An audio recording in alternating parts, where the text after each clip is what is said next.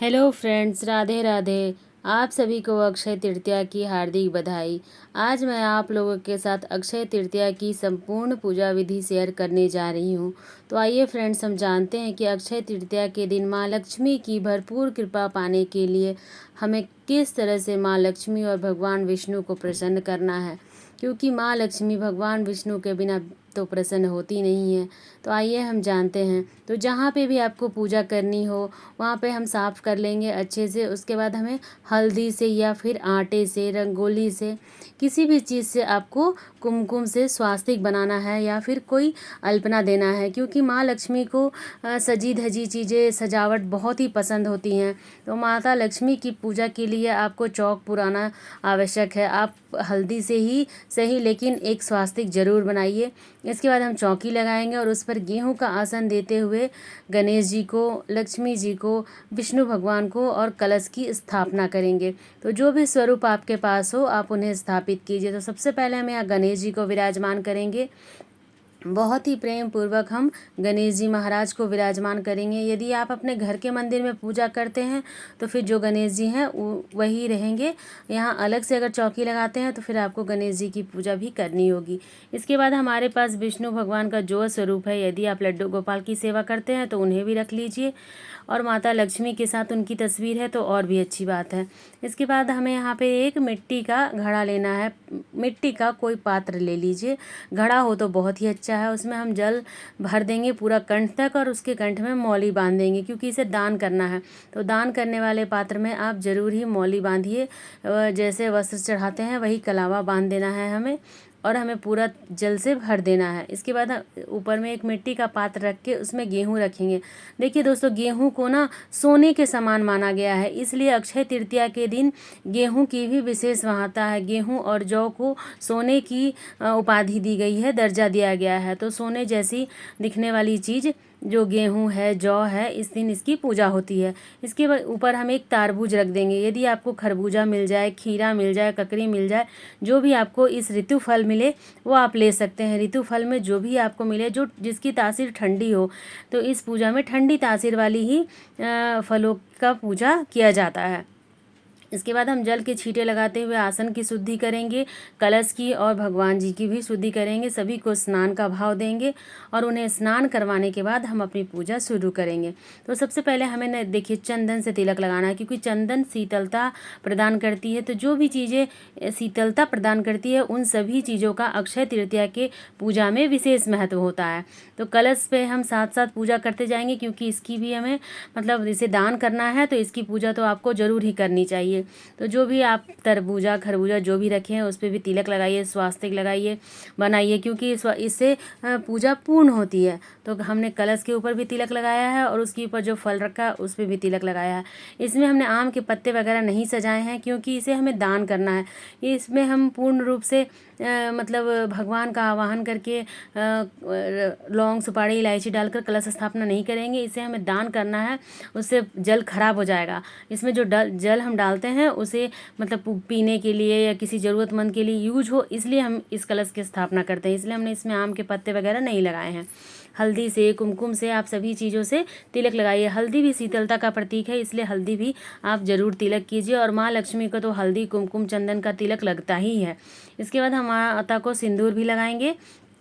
माँ लक्ष्मी को आप सिंदूर का तिलक लगाइए, गणेश जी को भी सिंदूर लगता है, तो पीला सिंदूर आप माँ लक्ष्मी को और गणेश जी भगवान को भी लगा सकते हैं। विष्णु भगवान को चंदन लगाइए, कुमकुम लगाइए और हल्दी लगाइए। हल्दी तो वैशाख के महीने में अवश्य ही चढ़ानी चाहिए भगवान विष्णु को। इसके बाद हम वस्त्र समर्पित करेंगे, तो आप गणेश जी को वस्त्र समर्पित कीजिए, भगवान विष्णु, माता लक्ष्मी को वस्त्र समर्पित कीजिए, और कलश पे भी हम साथ साथ वस्त्र समर्पित करेंगे। कलश की पूजा भी हम साथ साथ ही करते जाएंगे। इसके बाद हम गणेश जी को जनेऊ समर्पित करेंगे। भगवान विष्णु को भी आप जनेऊ समर्पित कीजिए।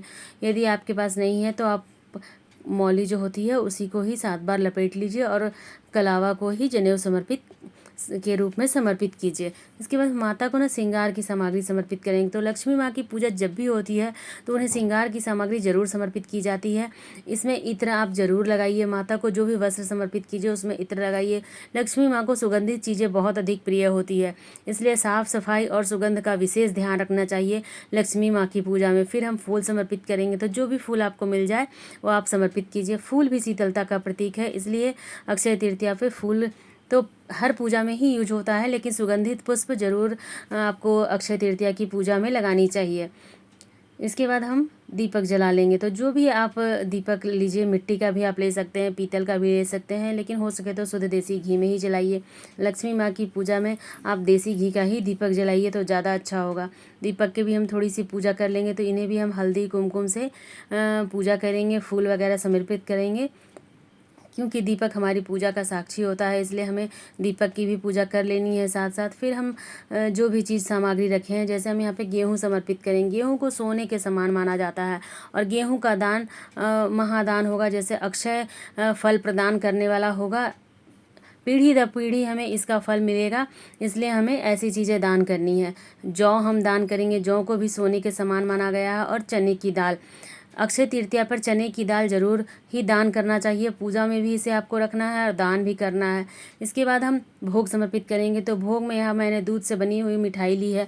आप दूध से बना हुआ कोई भी पदार्थ ले सकते हैं, मिठाई हो या फिर घर में भी प्रसाद भोग बना सकते हैं, खीर वगैरह।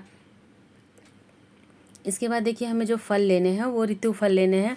खीरा, ककड़ी, तारबूज, इस तरह की चीज़ें लेनी है जिसकी तासीर ठंडी होती है, क्योंकि बैसाख के महीने में जो भी पूजा होती है उसमें इन्हीं सभी चीज़ों का खास महत्व है जिसकी तासीर ठंडी हो। तो इसलिए हमने यहाँ पर खीरा और भगवान नारायण के लिए केले का भोग समर्पित किया है। तो देखिए यहाँ पर हमने नारायण को अलग से तुलसी के पत्ते समर्पित कर दिए थे, भोग में नहीं लगाए, क्योंकि माँ लक्ष्मी की भी पूजा साथ साथ होती है और लक्ष्मी माँ को भी तुलसी पत्ता नहीं पसंद है, उन्हें भी तुलसी पत्ता के साथ भोग नहीं लगाया जाता है। तो हमने दोनों की पूजा साथ में की है, इसलिए हमने भोग में तुलसी का पत्ता नहीं डाला है। तुलसी दल हमने नारायण को अलग से समर्पित कर दिया है। इसके बाद जो भी आप सामग्री खरीदते हैं धनतेरस पर, उसे भी हमें पूजा में रखनी है। एक लोटा हम जल रखेंगे। जो लोटे में आप जल रखे वो मिट्टी का ले तो ज़्यादा अच्छा है, क्योंकि आज के दिन मिट्टी का बर्तन का खास महत्व है। इसे भी सोने के समान ही माना जाता है। यदि आप सोना चांदी दान नहीं कर सकते तो मिट्टी का पात्र दान कीजिए, इसे भी सोने के स्वरूप ही माना जाता है। फिर हम धूप दीप जला लेंगे। जो भी धूप जलाएं सुगंधित हो, क्योंकि माता को सुगंधित चीज़ें बहुत अधिक प्रिय है। तो सुगंध का व्यवस्था आप जरूर करें, सुगंधित धूप अगरबत्ती जरूर आप जलाएं। उसके बाद हम बहुत ही प्रेम पूर्वक माता को धूप दिखाएंगे। धूप दिखाने के बाद माता से प्रार्थना करेंगे कि हमारी पूजा स्वीकार करें, और पूजा में जो भी कमी रही है या फिर जो भी हमने इस सामग्री में नहीं रखा है उसकी मतलब त्रुटि को माफ़ करें। फिर हम अपने सीधे हाथ में फूल लेंगे और थोड़े से चने की दाल लेंगे और अक्षय तृतीया की कथा सुनेंगे। तो आप अक्षय तृतीया का व्रत करते हैं तो कथा जरूर सुनिए, व्रत नहीं भी करते हैं तो कथा जरूर सुनिए, और कथा सुनते समय ओम नमो भगवते वासुदेवाय का नाम जाप कीजिए। तो इस जाप से आपको और भी ज़्यादा फल मिलेगा। अक्षय तृतीया में जो भी आप चीज़ें का दान करते हैं, जो भी सामान आप दान करते हैं, इन सब चीज़ों का आपको विशेष फल मिलता है। तो इस तरह से हमने अक्षय तृतीया की बहुत ही सरल पूजा विधि आप लोगों के साथ शेयर की है। पूजा करने के बाद हम हाथ जोड़कर प्रार्थना करेंगे कि प्रभु मेरी पूजा स्वीकार करें। इसके बाद हम आरती करेंगे। तो पहले हम गणेश जी की आरती करेंगे, फिर माता लक्ष्मी और भगवान विष्णु की आरती करेंगे। यदि आपको आरती नहीं आती तो ओम नमः भगवते वासुदेवाय का जाप करते हुए आप आरती को यूँ ही घुमाते रहिए। इसके बाद हमारी आरती जब पूरी हो जाएगी तो हम हाथ में जल लेंगे और पूरा पूजा के ऊपर से 2 बार वार कर गिरा देंगे। इससे हमारी पूजा पूरी हो जाएगी। फिर हम हाथ जोड़कर प्रार्थना करेंगे कि हमने पूजा में जो भी गलती रही है, जो भी हमसे गलती हुई है उसके लिए हमें क्षमा करें। भगवान से प्रार्थना करेंगे कि हमारे घर में सुख समृद्धि अन्न धन के भंडार भरे रहें। माँ लक्ष्मी की कृपा हम पर हमेशा बनी रही। माता लक्ष्मी आप हमारे घर में सदा के लिए वास कीजिए। इसके बाद जो भी भोग प्रसाद हमने चढ़ाया है इसे हम दीपक ठंडा होने के बाद उठा लेंगे, और चौकी आपको कब और कैसे उठानी है इसका वीडियो आपको चैनल पर अलग से मिल जाएगा। आप वहाँ से जाकर देख लीजिएगा कि आपको सभी सामग्री का क्या करना है और पूजा में लगी हुई जो भी चीज़ें हैं उसका क्या करना है। इसके साथ ही मैं अपना वीडियो समाप्त करती हूँ। आप लोगों को यह वीडियो कैसा लगा मुझे कमेंट करके ज़रूर बताइएगा। आशा है अच्छा लगा है तो आप मुझे ज़रूर बताइएगा, और कमेंट बॉक्स में जय माँ लक्ष्मी लिखना मत भूलिएगा। प्लीज़ आप जय माँ लक्ष्मी तो ज़रूर लिखिएगा। इसके साथ ही आप सभी को एक बार फिर से अक्षय तृतीया की बहुत बहुत बधाई।